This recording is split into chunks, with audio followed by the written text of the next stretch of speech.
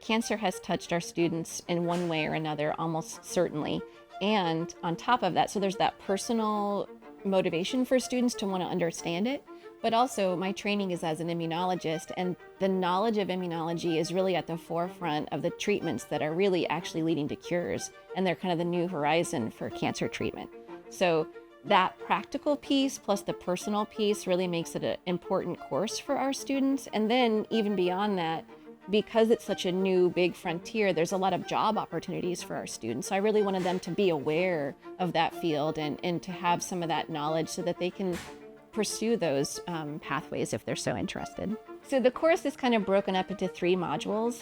The first one is sort of an introduction to cancer. What causes it? What is cancer, and how does it work at a sort of basic level? And there we talk about genetic causes, but also social determinants of health, which have a huge impact on cancer risk. And then the middle piece is where we really narrow in on the genetic causes of cancer, and there's 10 different kind of pathways that mutations would fall into to cause cancer, and we hit that pretty hard. And now we're moving into the third module, which is my favorite, where we talk about cancer treatment. And we start talking about traditional cancer treatments, and then we segue pretty quickly into these new immunotherapies that really rely on an understanding and usage of the immune system to treat and even cure cancer. Yeah, cancer is not that different from other diseases. Many diseases, cancer included, have a genetic component and an environmental component.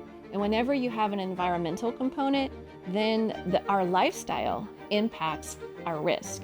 And so the factors that influence the way we live our life are quite broad, and even government policies, for example, historic and current, can influence the way any individual might live their life. So by nature of there being an environmental component, it opens up the door to all the different disciplines and lenses on the way that we live.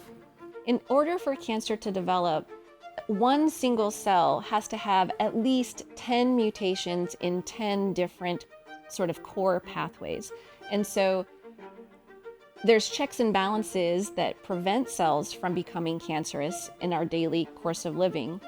And the more mutations you have, the more likely it is that you'll have a mutation in these checks and balances in each of these 10 different pathways that cause cancer.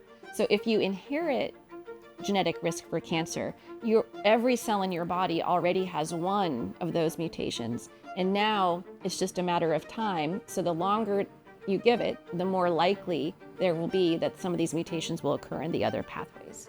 Because cancer requires at least 10 different mutations in 10 different pathways, it actually takes a really long time and is fairly unlikely that one cell will have that sweet spot of mutations all at once in one cell.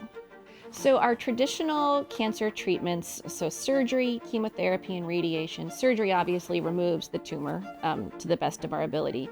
Radiation and chemotherapy, by and large, work to damage the DNA of the tumor cell to such a great extent that the tumor cell has to undergo cell death or apoptosis. There's different specific mechanisms that cause those outcomes, but that's basically how they work. And the problem with those is that any dividing cell would be sensitive to those treatments. And that's why the side effects of our traditional cancer treatments are so terrible, because any cell that's dividing rapidly would be killed by those therapies. There's a whole range of immunotherapies that we can use to treat and cure cancer. And what's exciting about those is they take advantage of how specific our immune system can be at targeting a dangerous cell. So the potential side effects are considerably less with immunotherapies because they're so much more specific. And even as exciting or even more exciting, our immune system has the ability to develop memory. So when we have an infection, if you get chickenpox once, although I'm dating myself by saying that I've had chickenpox, our immune system will remember that and you won't get chickenpox twice. Same thing with cancer. If you can get the immune system involved, it'll target that tumor the first time. And even if there's remnant tumor cells somewhere else in the body that try to pop up again later, the immune system will be ready for them and quash that. So getting the immune system involved is really key to preventing relapses in cancer.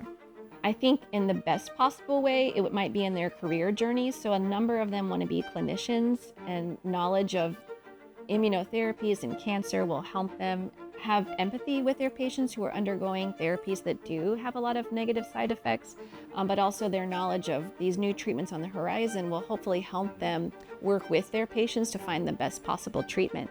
I also think that many of them might actually consider a career in researching these immunotherapies. Some of them have already demonstrated interest, which I think is really exciting. And then, more sad, but probably true as well, most of us are going to have a loved one or even ourselves that will develop cancer at some point. And so knowing what's possible might help them work with their clinicians to find the best treatment for themselves or for their loved ones. I actually had a classmate from high school who got melanoma, and she unfortunately passed away from it when it relapsed when she was in her 30s. She left behind 3 children and a husband, and at the time I was doing a postdoc on autoimmune diseases, but one of the molecules that we were targeting to try to use as a treatment for autoimmunity, if you flip it, it can actually treat cancer. And in fact, it's one of the new treatments that is actually curing some types of cancer. It's one of the new exciting immunotherapies. So when she was dealing with her illness, I really did a deep dive into trying to find new treatments for her.